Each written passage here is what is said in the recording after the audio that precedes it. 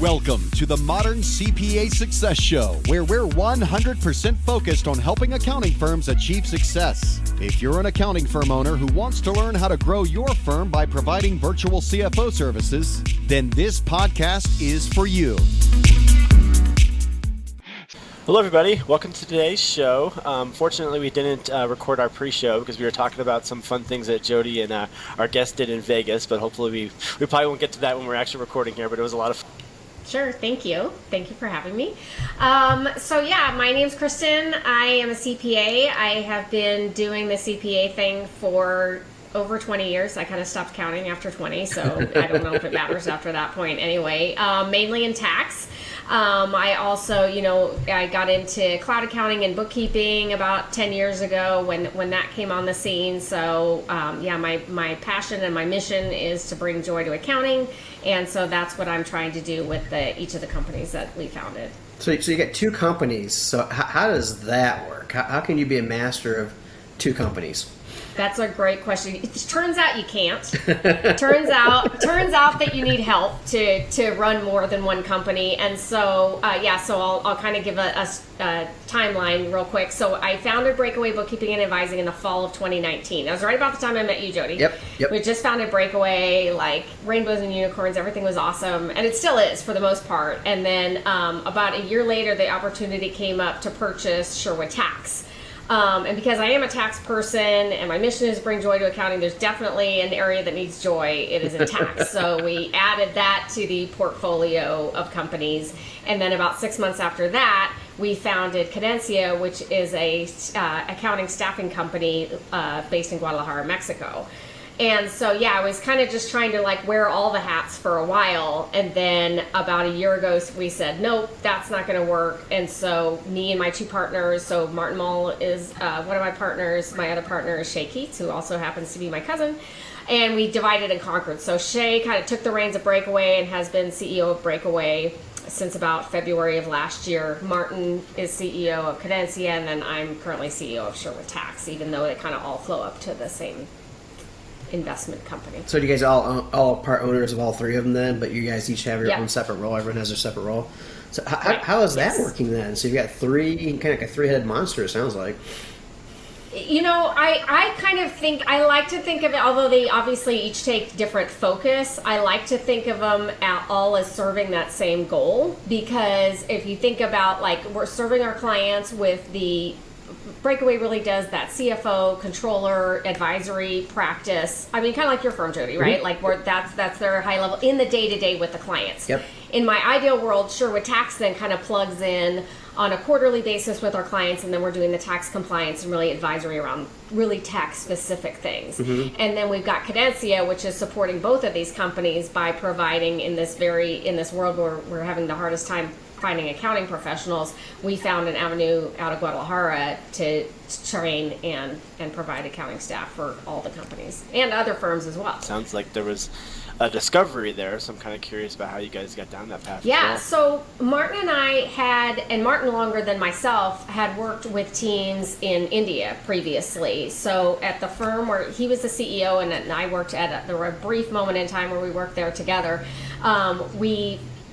They had really a captive, basically, company in India where they worked with that. I had never worked with an offshore team before, but coming from a smaller firm and then getting exposed to that as a resource, that was blew my mind, because it was, staffing was already an issue, 4 or 5 years ago, we were already having that problem. And so I was like, oh my gosh, here's these trained professionals that are ready to go, that they're just waiting and they're hungry for the work. And so I was just throwing everything I could over there. And I'm like, this was just such a game changer for me. And so when we knew that when we started Breakaway as our own company, we knew that was going to be such a huge part of the model, because what we wanted to do was we wanted to give individual, accountants or people that wanted to go out and start their own companies, those same resources that are available to these bigger firms. And working with an offshore team can be really scary and daunting if you've never done it before, to kind of go into that world and not knowing anything. And right about that same time, we got connected with an accountant here in Oregon, but he's from Mexico. He had a team in Mexico.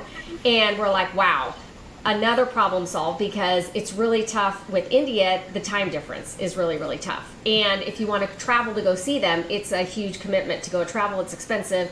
Mexico's easy for us. It's like 4 hours to get down there.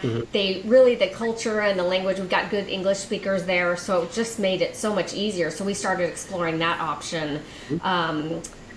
Right around, in 2020, and then we kind of were able to get it going within a year. And so, started it in 2021, mainly to help us out internally, and then we ended up growing it to be available to other accounting firms too. So do you use them for both your tax practice and your CFO practice, advisory practice? And how does that work? So for the tax practice, I've got 4 dedicated staff that support me here. For Breakaway, so the way Breakaway is set up is that each of our advisors is really running their own practice, and Breakaway is just providing the management and support services behind it. So what we've done is offer it out as a service to the Breakaway advisors, kind of same as any other client. So with them, it's a little different. For the Breakaway advisors that are utilizing Cadencia people, most of them just have one helper at this point in time. They haven't really built teams because their practices aren't big enough to support that. But so it's a little bit different model. But it works that there's kind of a one, when you bring on a Cadencia staff, you hire them just like you would a U.S. employee, where you have a dedicated person that just works for you. So basically each advisor within Breakaway Advisors has a dedicated team member. So is there like a liaison between the two, or are they're completely dedicated, one-for-one relationship? And Yep. I mean, we do have a person at Cadencia, Raul, who's awesome. He actually used to be on my team at Sherwood Tax, but we kind of switched roles because we found that we needed someone there to be kind of a liaison from time to time, especially with some of the firms have bigger teams, and they don't always have the time to, let's say if there's a performance issue or something like that. Sometimes it's good to have just someone who does speak, native Spanish speaker to native Spanish speaker to really kind of ferret out if there's problems or issues going on. So that's why we have Raul in that role there. And especially one in Mexico, which is really cool, being in our hemisphere. Yes, thank you. I think it's cool too. I do have some best practices that I share with, we call them clients, which I share with the clients. And mainly it's around getting things, because we've learned a lot too in dealing not only with me as a client, but also other accounting firm clients. And we can't overemphasize the importance of internal processes and procedures, having those really firmly in place, because, and this is probably the same with any remote team, and you guys have remote teams, so you understand even just that's probably the biggest hurdle.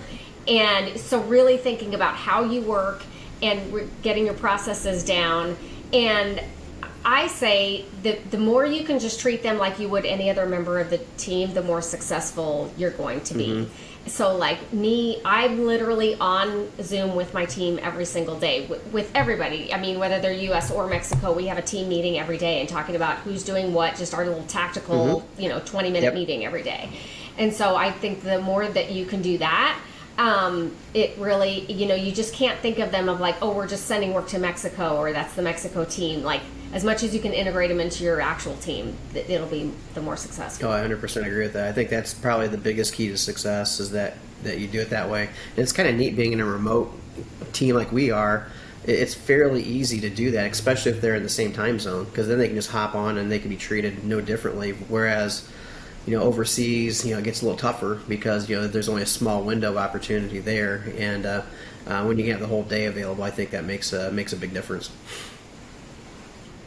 Are you interested in offering virtual CFO services at your firm or scaling your existing service offerings? The Virtual CFO Playbook, How to Land $60,000 a Year Clients and Provide a Killer Client Experience, is an online series of modules that will equip you with essential tools for creating and delivering scalable VCFO services. These approaches have helped Summit CPA grow from $500,000 to upwards of $5 million in revenue over the past decade. If you're ready to grow your firm, visit summitcpa.net/VCFO Playbook to enroll now. So Cadencia will go through and do like the initial vetting, and so the client will put in what they call, like I think they call it a work order or something like that. They'll put in what their request is for and what their credentials are that they are looking for, and of course, like the more specific they can be, the better off. And Cadencia will then go and present like 2 to 3 candidates depending on who they can find. So almost like a recruiter, just going and finding those. And so again, I don't know that there's any big difference between interviewing one of those candidates and just someone that you would be interviewing really for, the culture of your own firm. So if you have things specific to your own culture and things that you would want to make sure that they are on board with, that's what I would be my recommendation. So the folks they speak fluent English, I assume, or?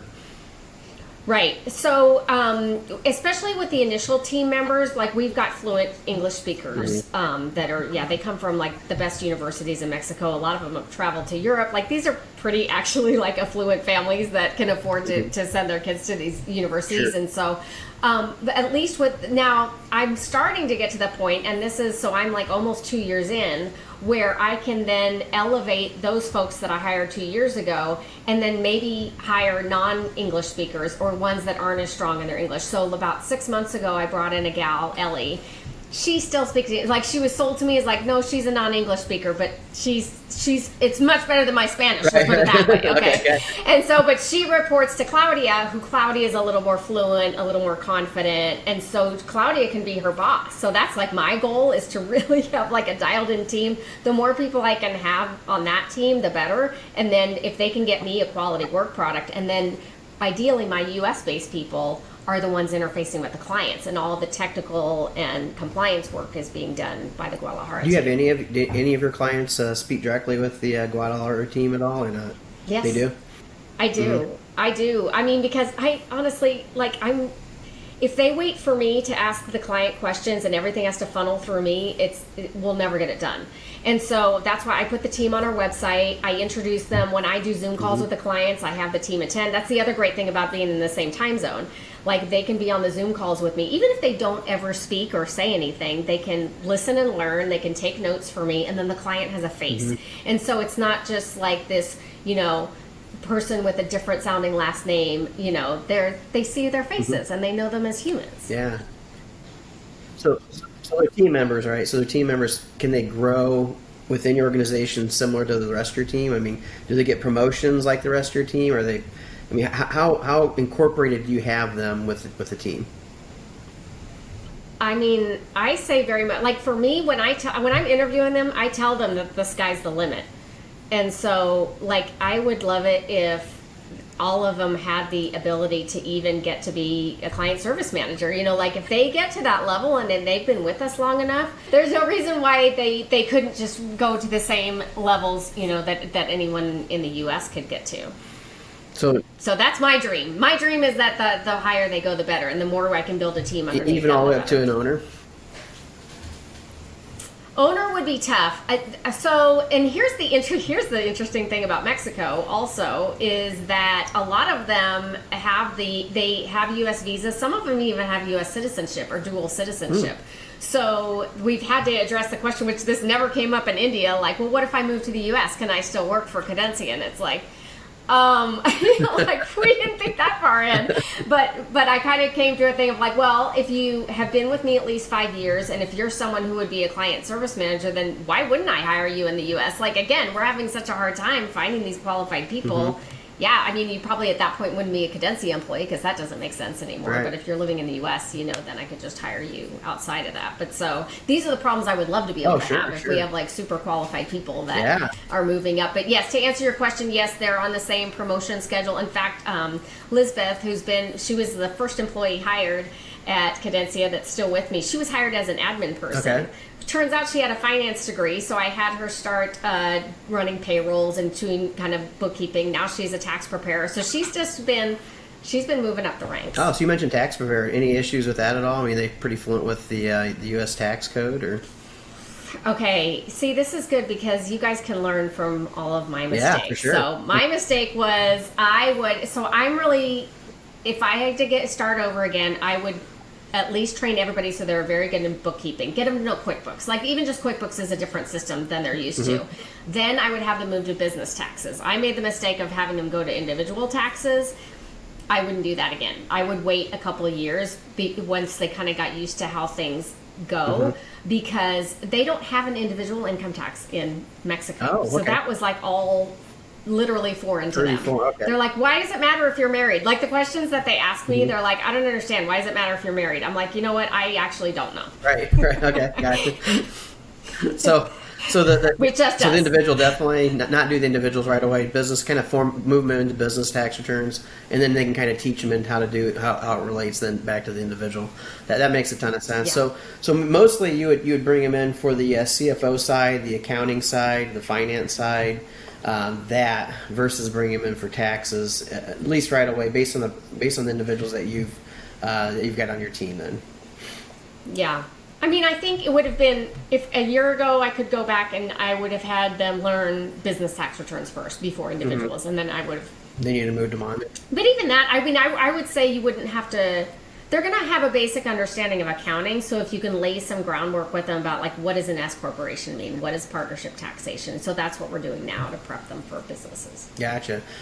So then, cost-wise, how much do they cost compared to like the U.S. folks? Are they fairly similar in cost? Is there going to be a big difference there, or how does that typically work? There's a big difference there. Okay. Yeah, there's a pretty big difference in the cost. Which is nice. I'm not going to lie. Like, that's definitely nice. But I'm at the point where it's like, wow, even if it wasn't such a big cost differential, which is probably half the cost of a U.S.-based person at the same level, it's just the availability. You know, they don't kind of have that. Well, I mean, they have their own corporate trauma, but it's different than like our accounting corporate trauma that probably you and I have the baggage from, Jody, of just like, you know, burnout and you know, public accounting things. They kind of have a different level of abuse and working for Mexican companies. Oh, really? Okay. There's corporate trauma everywhere you go, but yeah, but it's not scaring them away from accounting, like I feel like is what's happening in the U.S. And so I know there's all kinds of podcasts about what's happening there with kind of the pipeline problem for accounting, but they don't seem to have a pipeline problem, so that's good. No pipeline problem at all. So if we were to, you know, how would they get a hold of somebody if they want to go the Cadencia model? I mean, what would they contact you directly, or how would that work? They can, but I probably would just end up forwarding it to my partner, Martin. We have a website, Cadencia. It's cadencia.io is the website instead of .com. It's cadencia.io, and you can submit a form there if you want to learn more about Cadencia, and then we can get an appointment. You can have, it's probably either with Martin or we have a salesperson named Justin, so probably one of the two of them you could meet with, answer all your questions, and then say, okay, this is the type of person that I'm looking for, and then we'd go start the search. That's Cadencia with a C? Yes, cadencia.io. Instead of .com. Didn't want to spend the extra money for the .com. Well, okay, so I-O in Italian means joy. Oh, there you go. So we kind of like that. I know. It was on purpose, Jody. It was not just Net was on purpose for me because I didn't want to spend the money. That is a perfect lead in, because I'm really curious. Like, I love this Cadencia talk. I love learning all about it, but I've been dying to know like how to bring joy to accounting, because I've been doing it for 20 years and I love my job, but a lot of times the part of my job I love is the non-accounting stuff. So tell me about how to bring joy to it. Well, it's funny that tagline, it did come up almost as a joke, because I said there are things about it that are fun, but I feel like there were so many things that took away the fun that's when we found a break, it was like, okay, what can we take away from people so that all that's left is the joy? Because the joy is interacting with your clients, really feeling like you're making a difference. Just kind of in that spirit of like collaboration and teamwork with your clients. So it's like, because I wanted to bring joy on both sides. I want it to be joyful for accountants, but also for the clients. Because honestly, like accounting for the clients a lot of times is pretty terrible. Oh, yeah. They probably dread those calls with us, a lot of them. So how can we make it more positive for both sides of it? And so we tried to just solve for all these things. So for example, like hourly billing, like I felt like was something that sucks the joy out of a relationship with an accountant. Because if you feel like you can't pick up the phone when you have a question, then that's going to detract from the relationship. So that's just an example. But anything like that, we're just trying to solve for. Like, what are those pain points? What are those friction points with our clients, and how can we take those away? I'm not saying I solve for it, because they say that, your mission should be bigger than you can do in your lifetime. So I'm just trying, it's day by day. But it is a North Star, and we never lose sight of it, because it's like any decision that we make or any of the things that we're doing, it's like, okay, is this going to further the joy? Is this helping us to bring the joy? So I love that it's at least part of our conversations. No, I love it. And kind of adding to Breakaway, Breakaway's not a traditional accounting firm. Kind of break us in the model of what Breakaway actually is, pun intended there. But it's not what everybody's thinking, I think, in the audience here. So explain what Breakaway is for everyone.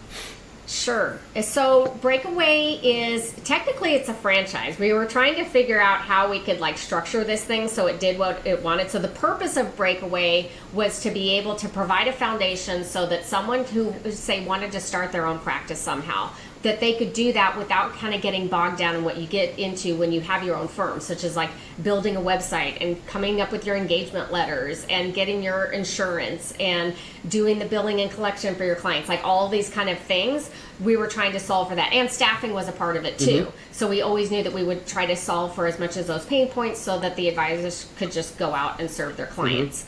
It ended up taking the form of a franchise. I won't bore you guys with the legal details, but that's just how it ended up, because we didn't want people to be employees, because we really wanted them to have their own practice and have that kind of ownership and kind of control over their own destiny. So that's how it ended up. So when someone reaches out to you and they're let's say I was prior to coming to Summit, that's actually where I was thinking about starting my own thing and didn't really know where to start. I was like, okay, I have some ideas, I have a business plan, I know what I want to do, but all that stuff that you're talking about was probably what prevented me from doing it. So what would they, if they reached out to you, what kind of questions did they ask, and where would they start? So it's funny, because you said you had a business plan. That's one of the things that we require, is for them to have a business plan, because we want people to be successful. We found that we first get people that kind of were doing this on a whim, and then it didn't really get any traction, and so we wanted to make sure that they had a plan to be successful in doing it. So yeah, we just, once someone says, yeah, this sounds good, that I want to come on board, then we have them sign the agreement. We get them set up with an email. They come in our Slack channel. We have a whole library of training resources if they need that and have access to it. All of the clients are signed up through we use Ignition, so it all goes through our Ignition account. We collect on that. So yeah, and then it's one of our pillars in Breakaway is community. So we're very much about the hive and the community and building that. So we have what we call cohorts. So they have so when I was in public accounting, I was at Arthur Andersen, and we had a start group. I'm sure other firms had this too. And you got really bonded with that start group of people. And we found that we wanted to create that in Breakaway too. So that's what we call them, cohorts. And they all start together. They're in Zoom meetings once a week. So there's this whole onboarding process. So they kind of get to know what best practices, things that other folks have learned to help them get launched. And then they can move into different cohorts depending on kind of their specialization or kind of what groups they want to be a part of. So you're not really on So I have to ask, right? Yeah, because with a CPA firm owner, if you're small, you got these tax questions you don't understand what the answer to, or you've got this issue. Now you've got other people that you can kind of bounce questions off of without having to worry about them taking your clients or anything like that. Is that what I'm hearing? Absolutely. That's one of our other taglines, is work for yourself, not by yourself, because that's the hard thing about working for yourself. It's who are you going to ask? You can get on, some Facebook forum or something like that, but you're not really sure. And so, we've got this really robust Slack channel. And that's what Martin and I call the Breakaway magic, is when we see stuff that we have nothing to do with, and we just see the whole community helping each other. And they're having social events now, and they're doing things, and we're like, that's the coolest thing ever, that we just started this kind of launch pad, and then it just kind of keeps going by itself. So how many team members are in that area, and then how many new people join a year, or new entities are joined each year? So I think we've got about 25 Breakaway advisors now, maybe 27, something like that. And we've been getting more and more traction. So I think the latest cohort that we have is 4. And we say we can do up to 4 cohorts per year. So kind of just depending on timing. Like I said, we like to have them start together so that they have a group together. So yeah, it's been doing pretty well. So that's been in 3 years that we've grown. So would a cohort be just an individual, or would it be an individual with 3 or 4 employees underneath them?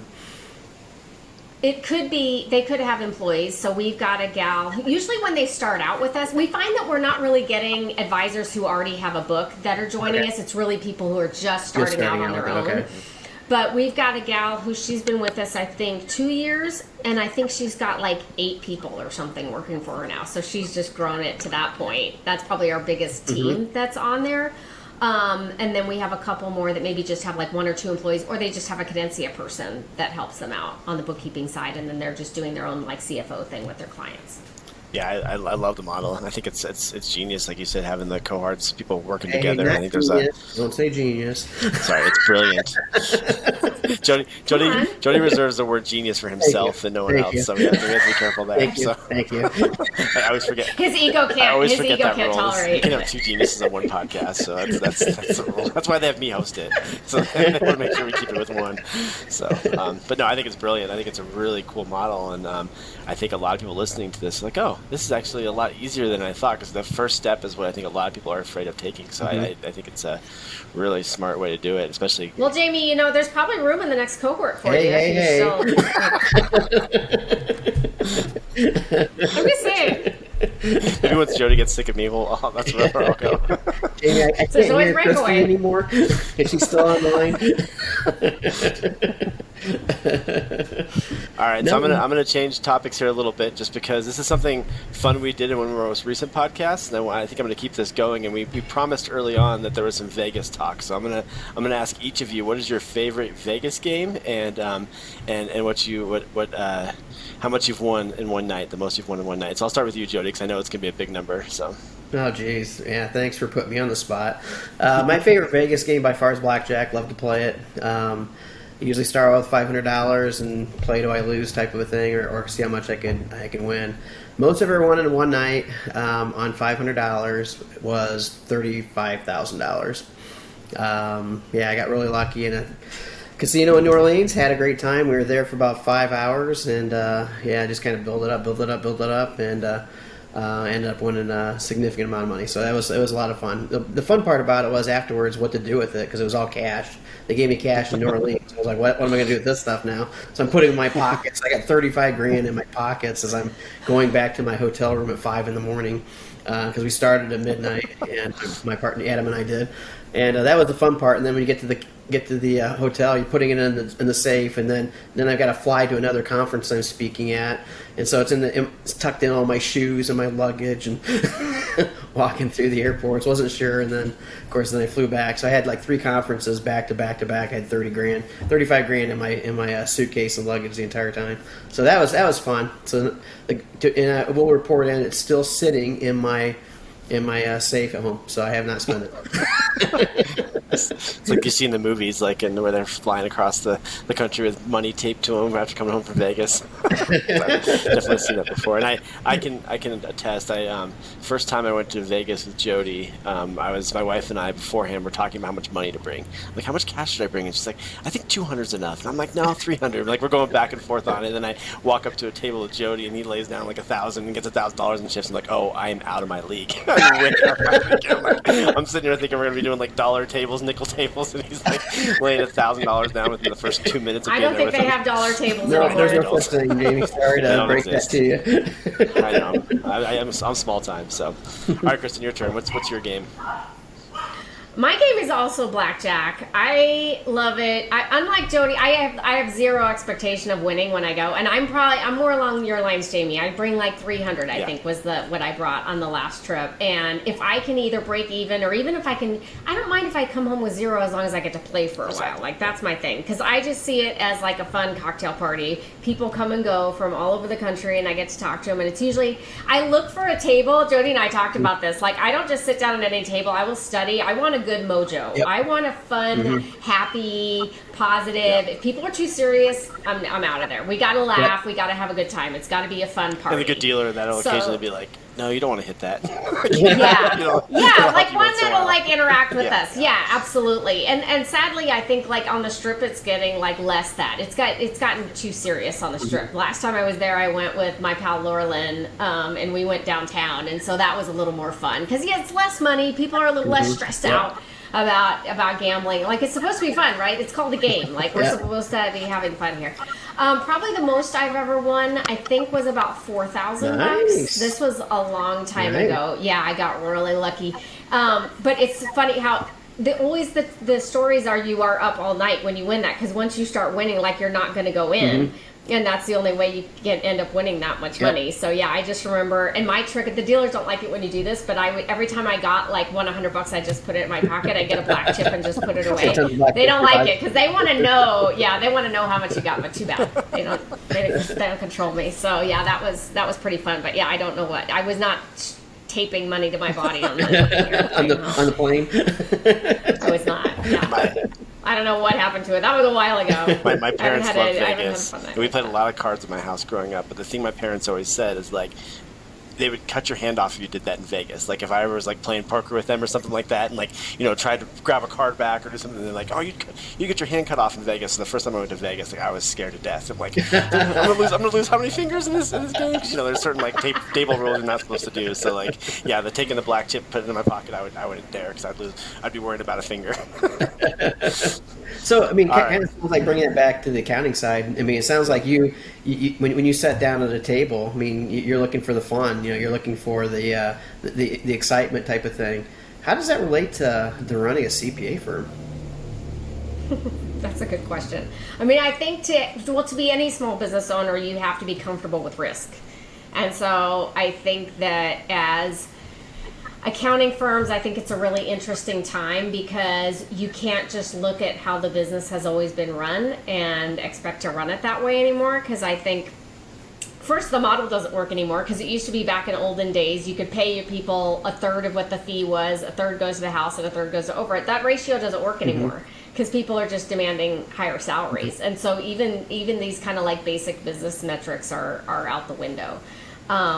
So yeah, you just have to get more comfortable with risk than I think as accountants a lot of times we're comfortable with, or like what we're used to.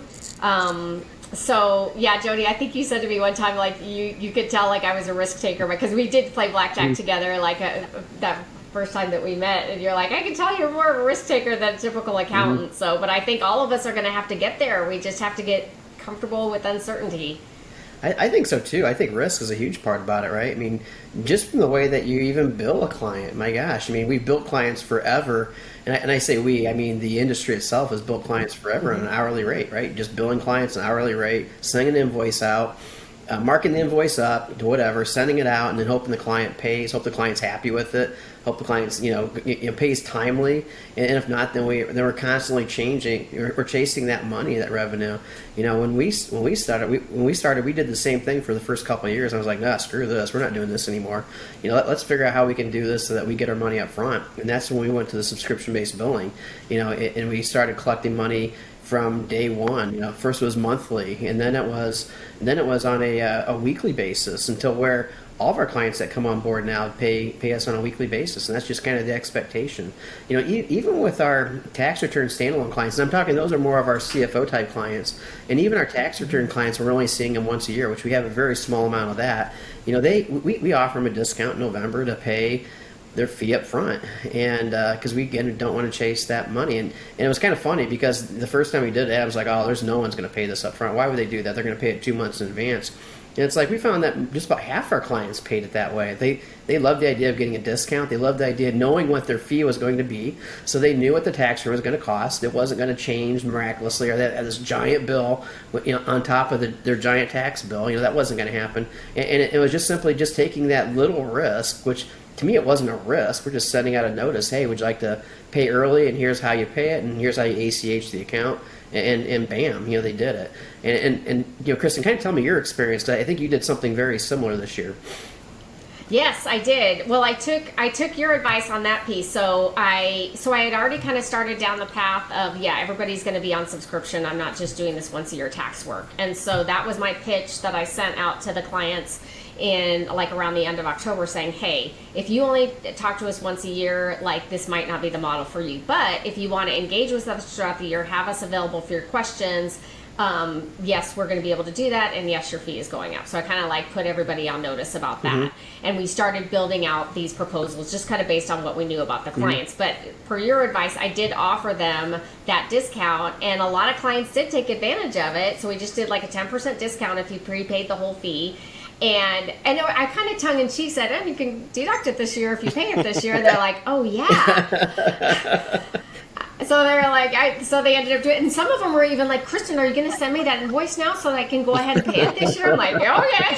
So yeah, that was a very good piece of advice. So we've got a good like cash reserve, which usually at this time you do not have good cash reserves. Right. And of course, like Lacert's wanting their tax prep fee or their software fee right now. All these software fees come due right now. So it's a really nice way to. Well, that's why we did it, right? I mean, we did it for that reason too. We did it because November and December were our worst months. And we had to figure out how do we get money in these worst months because we got all these big bills coming due. And that was exactly the reason why we did it. Hey, let's offer a discount, see if they'll pay early. And it's like, well, that was easy. now what else can we do? Can we convert them into a monthly account? And it was kind of funny because, we just signed up a client. Now, you're going to probably laugh on this one. We signed up with a client for a CFO that starts in January. And he's like, you know what? Can I pay that onboarding fee now so that I can get the big discount now? I'm like, absolutely. So he sent us a huge check for the onboarding fee. We don't even start till January 1. This is on a traditional CFO practice. And it was just simply by just asking the question or kind of giving that opportunity for a client to do something. Taking the risk, like you had mentioned there. The other thing I was thinking about is when you mentioned being at that table, taking the risk, but you always looked for the crowd that was fun. And again, that's that joy you're talking about. We start with humor. Humor is a big part of what we do. We start with jokes when we talk about, when we're talking about, to start off all of our meetings. We do fun facts. We have a lot of fun with our team, and I think that translates over to clients. Do you see the same thing, with your team and your clients, and how that kind of, treat your people well, they treat your clients well, profits just automatically come because of it? Is that your similar philosophy? Any day now. Yeah. Any day now the profits are coming. But yeah, and in fact, like I'm kind of joking, but like also I bought an existing firm. So we've had to do a lot of like turnaround, and like my way that I run the firm is so different than how the prior owner ran it. So yeah, I'm like you, Jody, like that's the way I try to connect with people. Like I just try to get a joke and crack a smile and stuff. And so yeah, that's how we are internally with our team. Like we're a pretty tight-knit team, especially because we do talk every day. And so we try to build fun in there whenever we can. And yes, with the hope that, hey, we're never going to take each other or ourselves so seriously. I don't want people to get stressed out if they have to deal with a client, because that's the other thing too. Like I want clients that are going to be cool. I want clients who are going to roll with it. And so that's really you're right. It's kind of the same thing as a blackjack table, right? Like if I'm meeting a new client and they can't like crack a smile at my stupid jokes that I'm doing, like I don't know if this is going to work. If you don't laugh at my jokes, I don't know. No, this podcast has definitely come full circle, and I think we're right at the edge of time here. So as we normally like to end, I'd love for both of you to kind of give final thoughts. And again, I'm definitely learning a lot from the two of you talking, but I kind of want to give some final thoughts to our listeners. So we'll start with you, Jody. Final thoughts? Well, first, it doesn't surprise me that you're learning a lot from when I'm talking. No, just joking. So I think the big thing is that utilizing an offshore team, I think, is really great. Utilizing a nearshore team, I think, is even better. And I think, and our biggest thing is that, we want our team to connect with each other. We want our team to feel like our offshore, our nearshore team are all the same team. It's not like it's not like we have a software or bot over in a different country doing the work. We want them to be actual people that can grow within our firm and so forth. And I like the idea that the fact that they're in Mexico, Mexico's right across the border. They can come to our team retreats.